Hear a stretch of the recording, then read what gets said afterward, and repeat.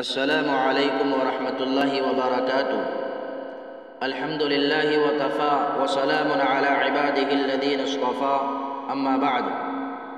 محترم سامعین، جدید تعلیمی پالیسی اور مسلمانوں کے لیے راہ عمل، از فقیہ العصر حضرت مولانا خالد سیف اللہ رحمانی صاحب مد ظلہ العالی، ترجمان و سیکریٹری آل انڈیا مسلم پرسنل بورڈ۔ جدید تعلیمی پالیسی کی تفصیلات اخبارات اور سوشل میڈیا میں آ چکی ہیں۔ امارت شرعیہ بہار اڑیسہ و جھارکھنڈ نے بہت اچھا قدم اٹھایا کہ اس کا اردو ترجمہ کرا دیا۔ اس طرح اردو خواہ حضرات کے لیے بھی اس پالیسی کے خد و خال کو سمجھنا آسان ہو گیا ہے۔ اس پالیسی میں بعض مثبت پہلو بھی ہیں جو قابل تحسین ہیں، اور حکومت بار بار اس سلسلے میں بیانات دے رہی ہے۔ اس وقت ان کے تذکرے کی ضرورت نہیں، کیونکہ ایسی باتوں کو حکومت خود مبالغے کے ساتھ پیش کرتی رہتی ہے۔ پالیسی میں منفی پہلو بھی کچھ کم نہیں ہے، مگر ان کو خوبصورت الفاظ کے پیرہن میں چھپا کر رکھا گیا ہے۔ یہ اس حکومت کا کمال ہے کہ وہ تریاق کا لیبل لگا کر زہر دینے کا فن جانتی ہے۔ اس سلسلے میں دو باتیں بہت اہم ہیں۔ ایک یہ کہ جیسے زرعی قوانین کے ذریعے پیداوار پر بڑے تاجروں کا قبضہ ہو جائے گا، اسی طرح تعلیم جیسی اہم ضرورت کارپوریٹ سیکٹر کے حوالے ہو جائے گی اور گرا سے گرا تر ہوتی چلی جائے گی۔ مالدار اور اونچی ذات کے لوگ اپنے بچوں کو پڑھا سکیں گے، غریب اور نیچی ذات کے لوگوں کے لیے جہالت کی وجہ سے غربت مقدر ہوگی۔ دوسرا نقصان مذہبی اور لسانی اقلیتوں کو ہوگا۔ اس پالیسی میں بار بار راشٹرواد، بھارتیت اور نیشنل کلچر کی بات کہی گئی ہے، اور ان کو درسی مضامین اور غیر درسی پروگراموں کے ذریعے لانے کی کوشش کی جا رہی ہے۔ نام تو قومی تہذیب کا لیا جا رہا ہے، لیکن وحدت میں کثرت کے بجائے ہندو آئیڈیالوجی اور تہذیب لوگوں پر مسلط کرنے کی تدبیر کی جا رہی ہے۔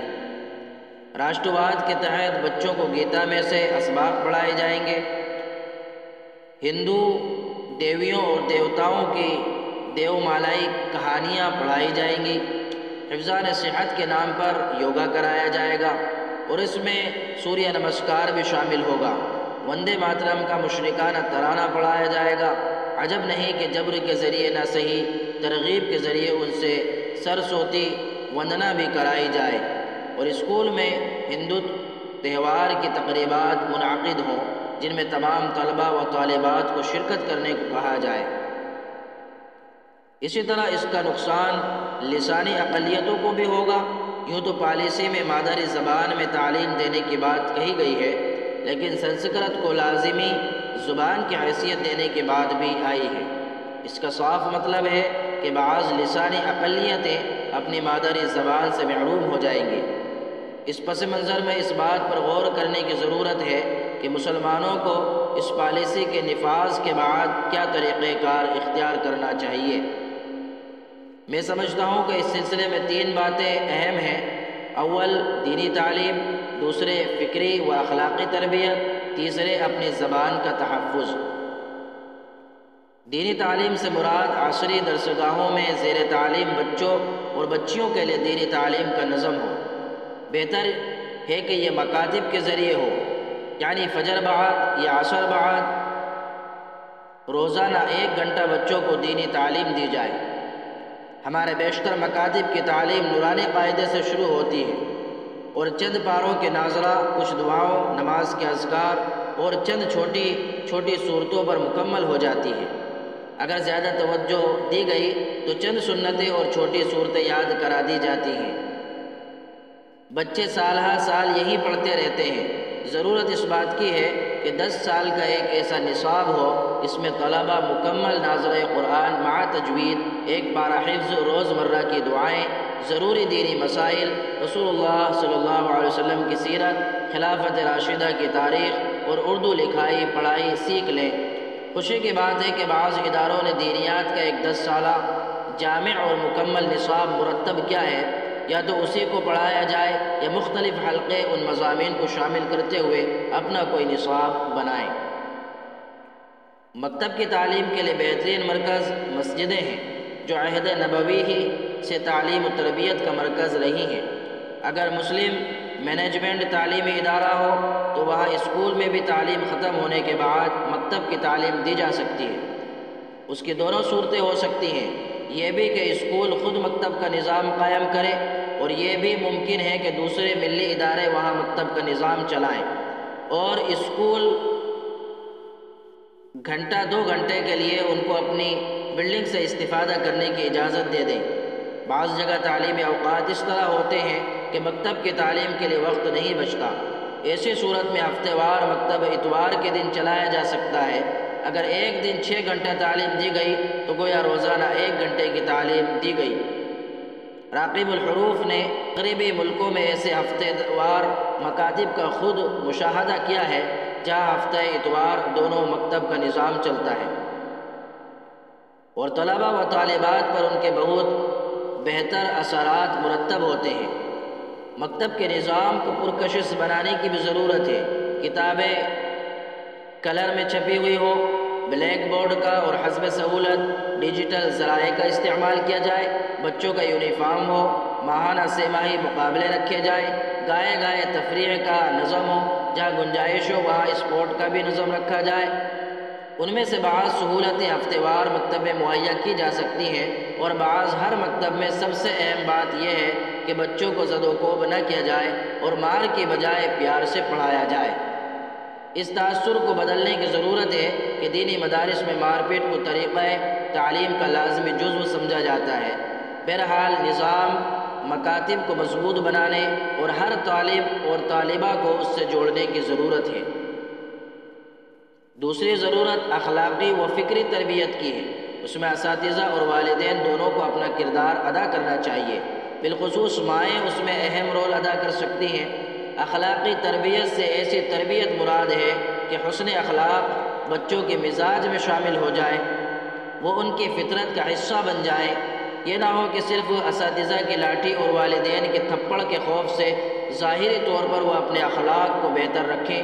اس کے لیے ضرورت ہے عمر اور مزاج کے لحاظ سے بچوں کو سمجھانے اور انہیں ایسی کتابیں پڑھانے کی جن میں اخلاقی واقعات ہوں۔ الحمدللہ اردو زبان میں ایسی بہت سی کتابیں موجود ہیں۔ اس سلسلے میں خاص طور پر حضرت مولانا محمد میاں صاحب رحمۃ اللہ علیہ جمعیت علماء ہند کی دینی تعلیم کا رسالہ اور جناب افضل حسین صاحب رحمۃ اللہ علیہ جماعت اسلامی ہند کی کتابیں بہت مفید ثابت ہو سکتی ہیں۔ تربیت کا دوسرا پہلو ہے فکری تربیت۔ موجودہ حالات میں یہ بہت ضروری ہے اور ہمارے یہاں اس کی بہت کمی ہے۔ فکری تربیت میں اسلامی عقائد اور اسلامی شریعت کی عقل و فطرت سے ہم آہنگی اور ان کی حکمت و مصلحت کی تفہیم شامل ہے۔ نیز ضروری ہے کہ مسلمانوں کی تاریخ، خصوصاً ہندوستان کا مسلم عہد حکومت، بچوں کو اس طرح پڑھایا جائے کہ مسلمانوں کے بارے میں پیدا کی جانے والی غلط فہمیاں دور ہو سکے، کیونکہ تعلیم اور میڈیا کے ذریعے ایک طرف نئی نسل کو شرک سے مانوس کرنے کی کوشش کی جا رہی ہے، دوسری طرف مسلم تاریخ پر بیجا اعتراضات کے ذریعے مسلمان بچوں کو احساس کمتری میں مبتلا کیا جا رہا ہے۔ اور جب کوئی قوم احساس کمتری میں مبتلا ہو جائے تو چاہے عددی اعتبار سے وہ کتنی ہی بڑی ہو، وہ دوسروں کے ساتھ ضم ہو جاتی ہے اور اپنے وجود کو کھو دیتی ہے۔ ہندوستان میں برہمنوں کا یہی مزاج رہا ہے۔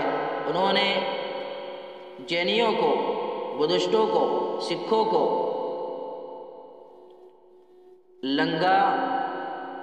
لنگایتوں کو اور مختلف قبائلی گروہ کو اسی طرح اپنے اندر جذب کر لیا ہے، اور مسلمانوں سے بھی یہی چاہتے ہیں۔ اخلاقی تربیت کو مکتب کی تعلیم کے ساتھ بھی پورا کیا جا سکتا ہے، لیکن فکری تربیت کے لیے مزید کوششوں کی ضرورت ہے۔ مثلا جہاں مکاتب کا 10 سالہ نظام قائم ہو، وہاں آخری 2 سال فکری تربیت کے لیے مخصوص کر دیے جائیں اور اس مناسبت سے انہیں کتابیں پڑھائی جائیں۔ اسی طرح کالج اور یونیورسٹی کے طلباء و طالبات کے لیے علمی مذکرات کے پروگرام رکھے جائیں اور ان میں اسی طرح کے مضامین پر گفتگو کی جائے، نیز ان کے لیے ہندی، انگریزی اور مقامی زبانوں میں ان موضوعات پر مختصر رسائل مرتب کیے جائیں۔ تیسری اہم چیز زبان ہے۔ اس میں شبہ نہیں کہ زبان کا کوئی مذہب نہیں ہوتا، لیکن یہ بھی ایک حقیقت ہے کہ اگر کسی زبان میں ایک خاص مذہب کا لٹریچر زیادہ مقدار میں ہو تو اس میں بہتر طور پر اس مذہب کی ترجمانی ہو سکتی ہے۔ اردو زبان مسلمانوں کے لیے ایسی ہی زبان ہے۔ یہ زبان ہندوستان کے قدیم باشندوں اور مسلمان فاتحین اور صوفیاء وار دین کے اشتراک سے پیدا ہوئی ہے اور مسلمانوں کی آغوش میں اس کی پرورش ہوئی ہے۔ یہی وجہ ہے کہ بہت سی اسلامی اصطلاحات اس زبان کا حصہ بن گئی ہے، جیسے ماشاءاللہ، سبحان اللہ، السلام علیکم وغیرہ۔ اس لیے اس حقیقت کے اظہار میں لجانے اور شرمانے کی ضرورت نہیں ہے کہ مسلمانوں کا اس زبان سے خاص تعلق ہے، جیسے عیسائی بھائیوں کا انگریزی زبان سے، یہودیوں کا عبرانی سے اور ہندو بھائیوں کا ہندی اور سنسکرت سے ہے۔ یہ بھی ایک حقیقت ہے کہ عربی زبان کے بعد جتنا اسلامی لٹریچر اردو زبان میں ہے کسی اور زبان میں نہیں ہے۔ اسلامی موضوعات پر بعض ایسی کتابیں بھی لکھی گئی ہیں جن کی نظیر عربی زبان میں بھی نہیں تھی۔ عرب علماء نے ان کو شوق کے ہاتھوں لیا اور اپنی آنکھوں کو سرما بنایا۔ نیز مادری زبان کے فرق کے باوجود پورے ہندوستان میں یہی مسلمانوں کے لیے رابطے کی زبان ہے۔ یہاں تک کہ جنوبی ہند کے ساحلی علاقوں میں بھی اردو زبان کے اسکول اور مدرسے قائم ہیں اور جمعے کے بیانات تو اکثر اردو ہی میں ہوتے ہیں۔ اس لیے اگر اس زبان سے مسلمانوں کا رشتہ ٹوٹ جائے تو مسلمان اپنے بہت بڑے علمی ورثہ سے محروم ہو جائیں گے۔